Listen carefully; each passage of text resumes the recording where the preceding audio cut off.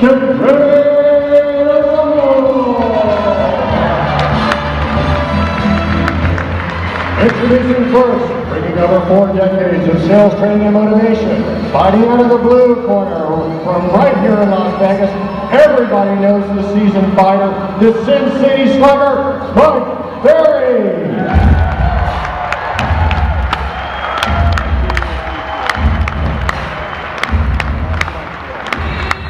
And from the city of Boston, acting as the driving force for innovation and a new business mentality, in the white corner, the Beantown Brawler, Matthew Ferrara.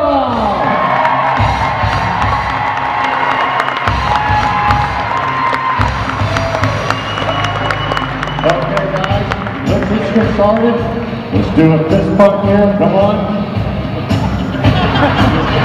All right, back to your corners. Well, Mike has elected to take the first shot. Mike, you have 10 minutes for round 1, and you may begin. Thank you. So one question. How many people in this room, let's turn the lights up first. How many people in this room in 2011 anticipate or expect to do more deals than they did in 2010? Raise your hands real high. How many want to make substantially more money this year than they made last year? Raise your hands real high. My very worthy opponent, sitting right there, handsome young man, told me on a phone call a couple weeks ago that real estate people are not like the people that I train. The people I'm going to be talking to today do not all want to make a lot of money and do more deals. To which I went, excuse me, I'm sorry. So I took out USA Today, and this is January 1st, 2011. It says, 2010, the year we stopped talking. Isn't that interesting? The year we stopped talking. And of course, the reason we stopped talking because we're Twittering, and we're texting, and we're on Facebook. We're doing everything but what the job of a salesperson is. And the job of a salesperson is to talk to people. I'm a salesperson. That's what I do. It appears 10% of you are. Because 90% of you didn't get the message. Now, when a buyer or a seller hires you to list their home or sell them a home, do you anticipate they want somebody that is an aggressive salesperson, which is what our job is, or do they want somebody spending the day on Facebook? Well, I gotta tell you, I work with most of the most productive agents in North America, and they work with their buyers and sellers all day long. We have 3,000 people today in our coaching program. 675 of them last year had the single most productive year of their entire life in 2010 in what was supposed to be a bad marketplace. Yeah, baby! Thank you. And these are not people that do REO business. These are people doing residential resale business. 1985, I was considered to be highly controversial. 1995, I was considered to be controversial. Here we are today, they called me the old man. I said, you're too old-fashioned. You don't understand today. Watch, I have an iPad. I can receive emails. I get 150 a day. Most of it crap. The same stuff that you guys get. Am I right or wrong? Say yes. Most of that stuff you get is worthless. You know that as well as I do. So 1985, I'm invited to speak at the NAR convention, which NAR for me stands for non-active realtors. Okay. That's what the badge stands for, retarded. I swear that's what it stands for, okay? And if you're wearing one, don't get mad, just cover it up. But I'm invited to speak, and I've got 3,000 agents in the audience I'm speaking to for 2 hours. And it was a lively audience. Now, speaking at an NAR conference, and you've been there, Matthew, is not a very exciting opportunity. Because these are people that were sent to the convention. They're not like you folks that actually said, I want to be at the convention. These people were sent. So I'm speaking for 2 hours on an absolutely terrible topic on how to list a for sale by owner. These are people that are boards of directors of the different boards of realtors, state associations. These are people that haven't listed and sold a home in probably 10 or 15 years. I have to do the talk I'm hired to do. Well, after I finish the talk, I get a standing ovation. Now, I am not an emotional speaker. I don't tell you stories to make you cry. In fact, in most cases, I tell you stories that make you mad, because when people hear the truth, because see, truth is the discovery of reality. When you discover truth, you discover reality. When you discover reality, you discover truth. And I tell people all the time, if you want to discover reality, go up to your room tonight, turn all the lights on, lock the door, take off all of your clothes and stand in front of the mirror, because that is reality. And nobody wants to see that on YouTube. Unless you say I was at the convention, okay, that's the story. So I speak to these people, they give me a standing ovation. Matthew, I walk off the stage and it was a lady standing in the corner and I said, hi, and she said, hi, I need to talk to you. And she had a big thing of notes everywhere. I said, yes, ma'am, what is it? She goes, I want you to know that I'm the person that hired you to speak today. I said, well, thank you, I'm very honored that you hired me. Well, I want you to know you're never going to get hired back as long as you're alive. I said, well, you know, I'm planning on living a long time. What's the problem? She goes, well, I can't believe the things you said to this audience. I said, whoa, whoa, whoa, whoa. They gave me a standing ovation, which means they liked it. Well, that doesn't matter. I didn't like it. And I'm having you banned permanently from NAR. I said, no, wait a minute. I want you to think about this. They loved it. You're banning me. She goes, well, let me tell you why I'm going to ban you. I said, okay. She says, you said that open houses are for the stupid, the dumb, and the ignorant. I said, that's correct. I did. She said, you said farming is a complete waste of time. I said, no. I said, it's a complete, total waste of time. This isn't my first time at the party. She goes, well, I cannot believe that you would talk about the things that we created and presented. I said, so the stuff that I was putting down is your creation, is that correct? She said, yes, it is. I said, I have a solution. She said, what is it? Maybe you should be banned and I should be set free. Okay? Because I said, you're the cause of the problem. I said, here's what I told the audience. The per person productivity in real estate sucks. Nationwide, it's pathetic. If you take the total number of agents divided by the total number of transactions, believe me, being a greeter at Walmart pays more money on an annual basis than being in real estate. We've seen all the surveys. The average realtor makes $28,541 a year. That's for the 0.5% that answer the survey. The average real estate person, if they ever do a deal, it's a miracle. And if they do it on purpose, it's a double miracle. So I said, lady, don't tell me per person productivity is no good. I said, the average income of a real estate agent is terrible. The turnover is atrocious. The turnover in real estate, well, watch this. Keep the lights up, keep the lights up, get the lights up. Anybody in this room a year or less in real estate, raise your hands real high. Anybody at all? So I see some hands right in front. I'm telling you, enjoy this convention.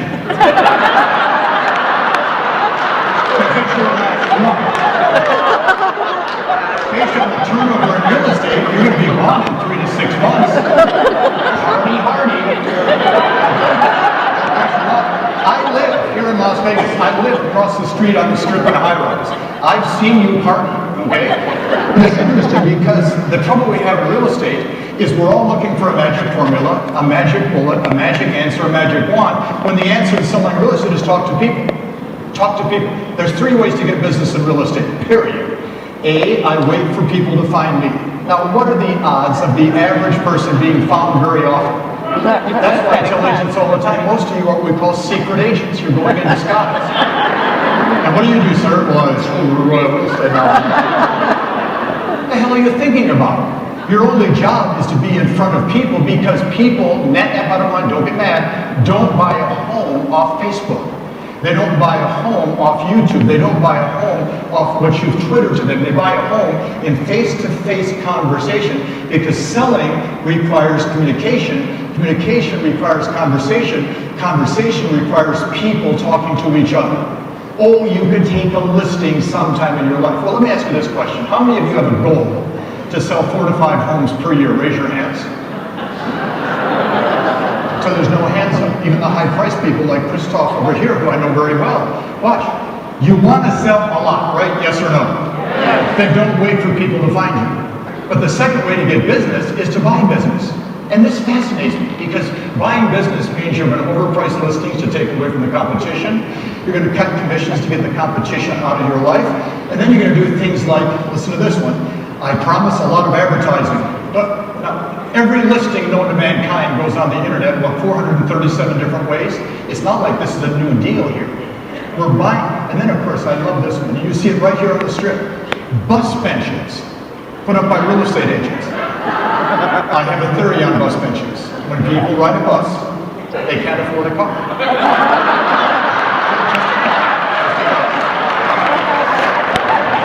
And I'm going to tell you something, if they can't afford a car, they can't afford to buy a house from you guys and gals, let me tell you. Plus, they put their big butt right on your picture on the bus picture. If that's the memory you want to have, not good. But the third way to get business is to go out and talk to people. It's interesting, the 675 people I mentioned a minute ago, these people talk to an average of 25 people per day that they generate them from past clients, centers of influence, for sale by owners, expired listings, just listed, just sold. They're talking to people. Well, Mike, it's not my style to talk to people. Then get in a casket and wait. It's only a matter of time. I don't know if you have any, well, it's true. I don't know if you have any brokers in the room, but I tell brokers every day, buy a casket, put it by the front door. Every agent that acts dead, ask him to lie down. Hey, Bob! Bob, come here! I didn't do anything. I know, get in. When he gets out, that son of a gun's gonna do something, let me tell you. How many want to make more money? Raise your hands real high. I'm going to show you exactly how to do it tomorrow at 1 o'clock. Thank you.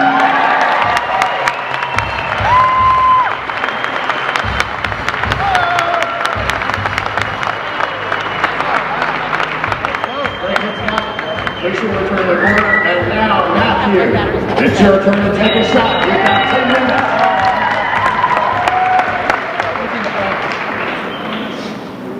Need I say more? I noticed that Mike brought some notes with him. Actually, so did I.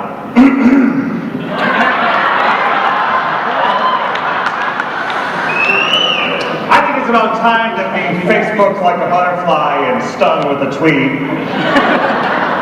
And I think it's important to understand that while some things worked at one time, we might need a different strategy for the future. So I want to talk to you a little bit about selling in the future.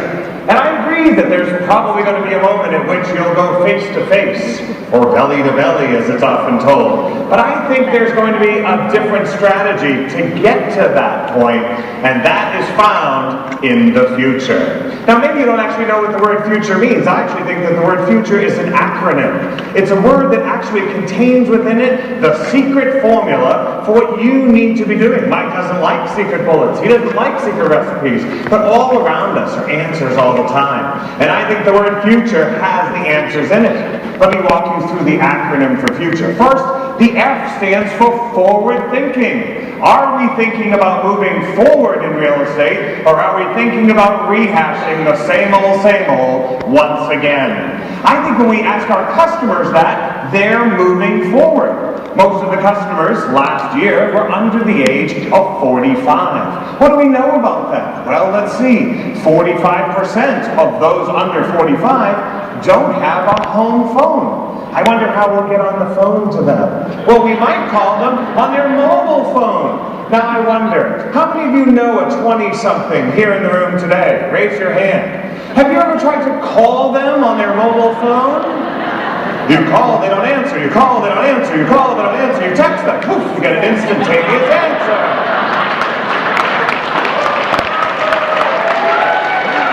And they're your kids. So I want to know how a perfect stranger is going to say, that's the caller ID I want to answer. We must be thinking about the future because they don't speak on their phones.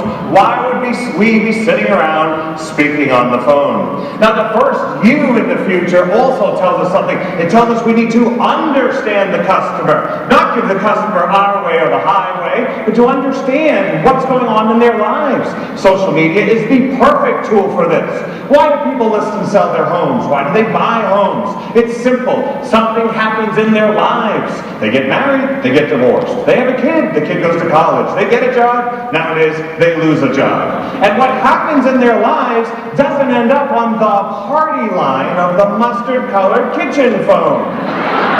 What happens in their lives ends up in Vegas, on Twitter, on Flickr, on Facebook, and all other forms of communication. Some of them even make videos of themselves and put them on that site that encourages them to, YouTube. Now, why would we not want to take advantage of that powerful insight into the brains of millions of potential customers? But let's go on. The T in future means target your communications. How are we going to target our message to the customer? Maybe we should start by what the customer has already told us. Let's see. Has the customer given us any indication as to how they don't want to be communicated to? Maybe you've heard of the do not call list. Now, if the do not call list isn't the greatest indicator of how they don't want to hear from us, maybe we should be seeking ways they do want to hear from us. Maybe we should learn to use some of the tools that they readily accept into their lives. It could be a blog, it could be an e-newsletter, maybe it's a Facebook page, maybe it's something we haven't even thought of. But I know these days that when my mother needs to consult with her trusted professional, the doctor, she can open up her laptop, turn on her Skype, and see him face to face. What happens when the listing presentation needs to be done face to face, but through your iPad? That's part of the future that we have to consider. Now we move to the second view of the future. This one is called universal sales. The world is smaller than ever before, not just because of technology, but frankly because of the world being smaller to travel to communicate to, and most importantly, to invest in real estate in. Think about your marketplace. Why are you part of a globally known brand? Because whether it's Las Vegas or Miami or Sydney or Singapore, people are investing in real estate from around the world. Last year, 25% of all the sales in Miami came from overseas. How are we going to find their phone numbers? How will we knock on their doors? How will we take them to lunch and sit around the fireplace sipping tea and talking about investment opportunities? It's not going to work that way in the future. In the future, you might have to text them, tweet them, blog them, video them, and you might also find a way to text, tweet, blog, and video to the agents in their marketplace as well.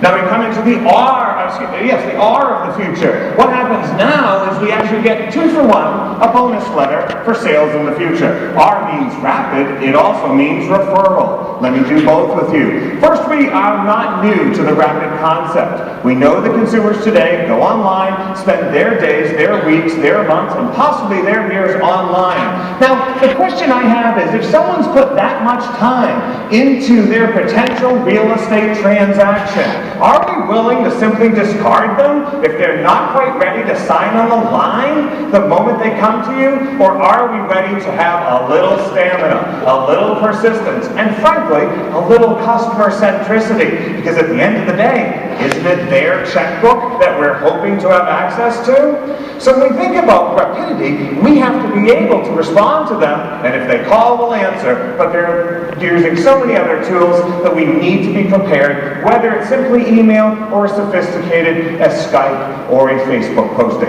And they will reward us. Last year, 60% of all buyers stuck to the first person who got back to them. Now we hope it's the best, but it's clear that first is important. And that's one of the R's of the future. But I'd also like to talk about the referral aspect of R in the future, because when you think about it, real estate will never stop being a referral business, so why wouldn't we try to tap into the largest potential sources of referrals?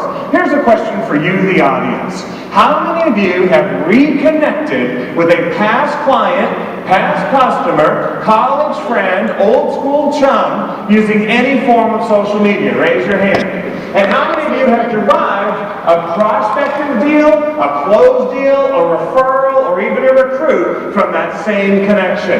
You see, why wouldn't there be your presence in the biggest possible WeConnect cocktail party ever? Why would you give up the opportunity that simply catching up with someone that you forgot to call for a while, that you didn't send any letters to anymore, that you're not sure if they like your postcards anymore? Why would we pass up on that opportunity? And in the end, it comes down to the E in the future. Are you simply trying to go through numbers of deals, or are you trying to engage the marketplace? Are you trying to have a long-term relationship with people who will come back to you year after year, refer their children, refer their best friends? That's called engagement, not a process diagram that says buy or die, get out of my car, I'm sorry, I'm still doing 65. What we need to be doing is building long-term relationships that drive down the other costs of our business and raise up the equal opportunities for us to derive future deals. Because in the long run, people don't want to be talked at, they want to be talked to. They would like to have their say. They want a dialogue that starts 6 months before they're ready to transact so that they can build the trust in you as a person before you're a salesperson.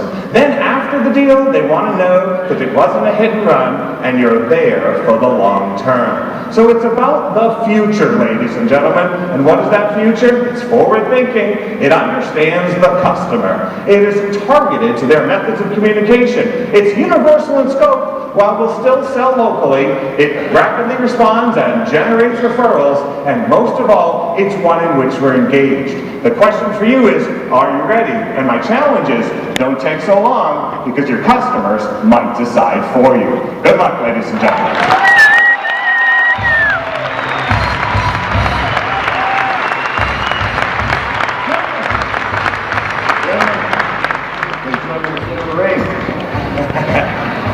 And now, ladies and gentlemen, for the next 10 minutes, our champions will duke it out face to face. I know. By the way, guys, it's Blow the Bell for just fine with this group.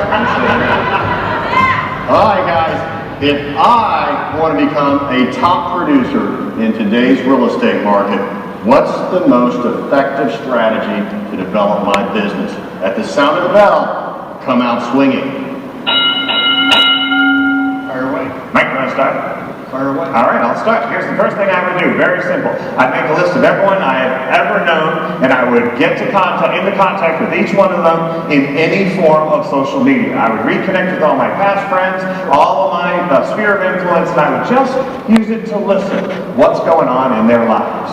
I would do exactly the same thing, but I would ask them a simple question. Who do you know that wants to buy or sell real estate, which would surpass all the conversation that you're going to have that you're wasting your time on with people that are never going to buy or sell real estate? Or it's possible that I could ask them if they knew anyone through using those same activities. But not based on what you just said. No, but the difference is this. I would have the opportunity not only to ask them a question, but also to listen to the rest of the interaction in their lives. So sometimes people don't necessarily have the answer to, do I know someone who's going to list or sell in the near time? But they might be telling us things that are going on in their lives, so we can be at the right place at the right time a little bit later on. Well, the question asked is, what do you want to do? Do you want to build a business now? And the answer is, you set a schedule that allows you to do lead generation like Matthew just talked about, and then you generate some kind of a lead, good, bad, right, or wrong, and then you learn to follow up on that lead, because you have to understand that the time is the only asset that you have. We don't have, and look at the age of the audience, they don't have a big future.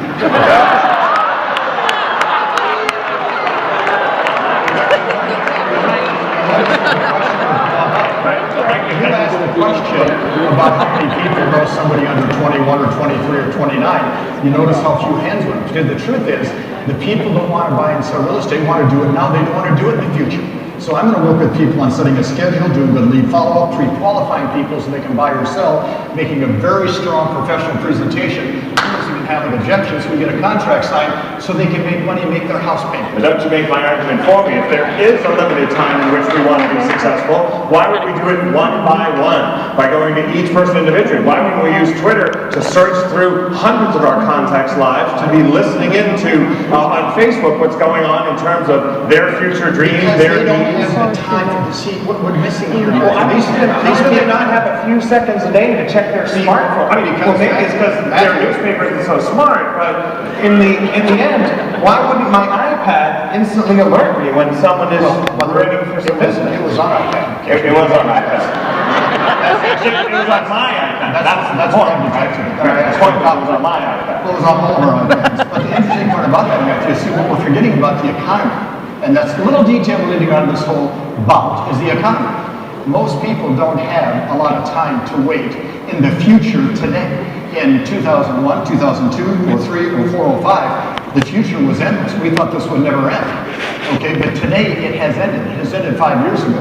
We have to find a way to convert people into transactions today so these individuals, these brokers, this company, you and I, can get paid. Because that's what we're here for.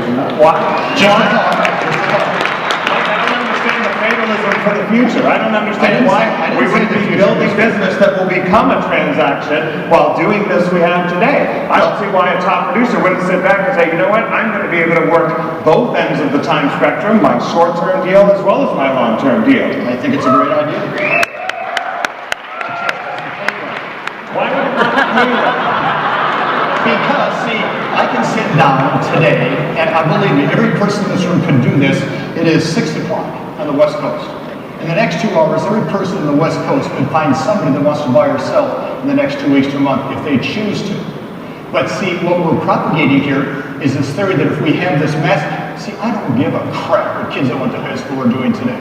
That was 45 years ago. I don't even want to see them. Well, why would you not care if people you went to high school today are looking for that real estate agent to help them with retirement home, help them with the downside, help them with the vacation bill. But they are those people. The people who are buying today are the people your age who are saying there's no better time than ever. I said to the group one day the following. I said, I'm not against cocaine, I just don't like the smell of it. Okay? We got to do a blood test here before this fight goes on, because see, in a real boxing match, they do a blood test, okay? Because the reality is, people have to make money today in real estate. And you and I agree on this. He and I have had many wonderful conversations coming up to today. This is why this is kind of fun, because we have to kind of fake being mad at each other. Oh, no, I'm genuinely mad.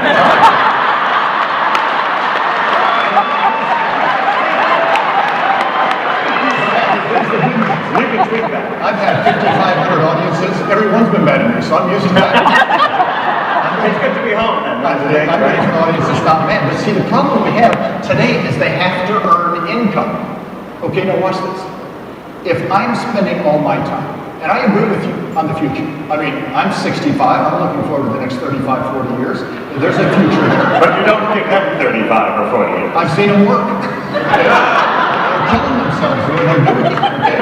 Because they're waiting for people to find them. Oh, but why would that be the case with social media? I don't have to wait for anybody. I can purposely go to the page of 5 influencers every single day, see what's going on in their life, see that their child is preparing for graduation. What happens upon graduation of the last child who goes out to school? Someone your age is now an empty nester, which is the perfect primary reason why they would be selling. This is the same example.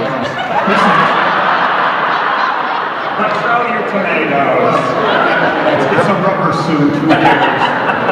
The example you gave a minute ago about in Miami Beach, they come from, well, 25% of all deals are international deals. Yeah, but what about Illinois, and what about Oklahoma, and what about North South Dakota, Minnesota? See, these are the real people in the real estate business. They're not getting leads out of the internet from Miami Beach. Because see, Miami Beach, we have some of the best customers. We have Miami Beach, Beverly Hills, like Christoph sitting over here, all over these top-end markets.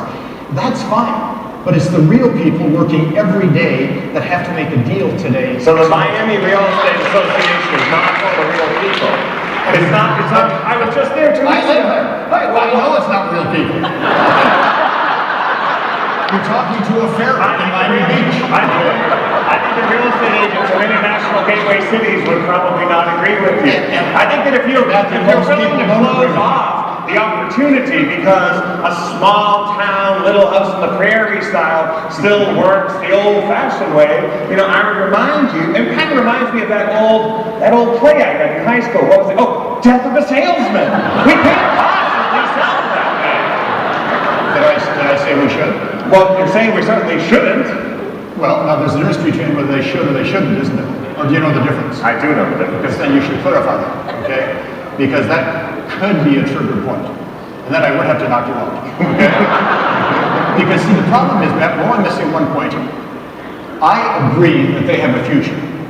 But the trouble, the future is now in the real estate business today. Those guys running this company, they need income. These brokers in this audience need income. These agents need income. We can't be sitting around, and I agree. That's why we teach past clients, centers of influence, contact them 4 times a year, whether it be by any method they think of. We preach that 100%. I've preached that for 35 years. My original cassette programs talked about that first.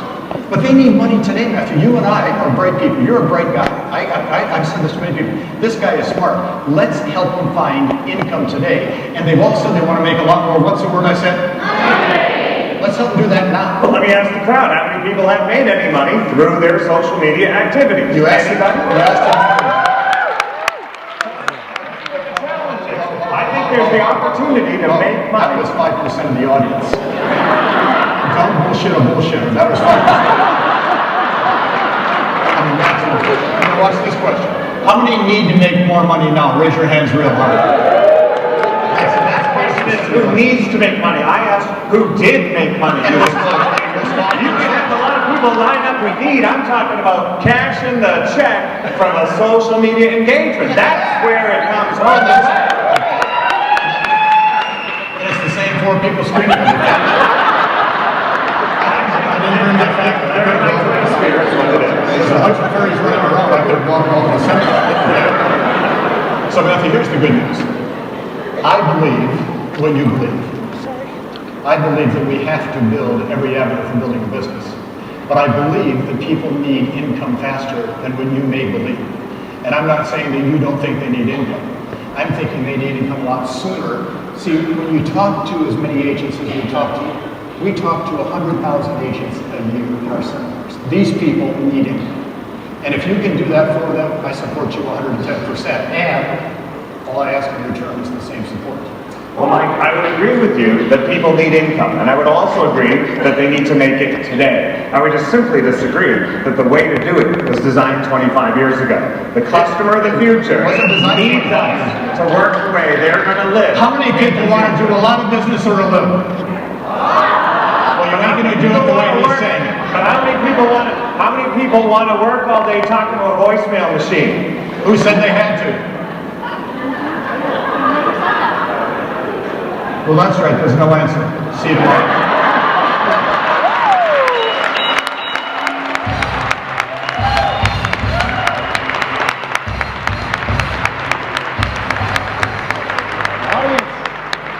You got to go to license. Go ahead and tally your scorecards. Who landed the most punches? Was it the Beantown Brawler, Matthew Ferrara?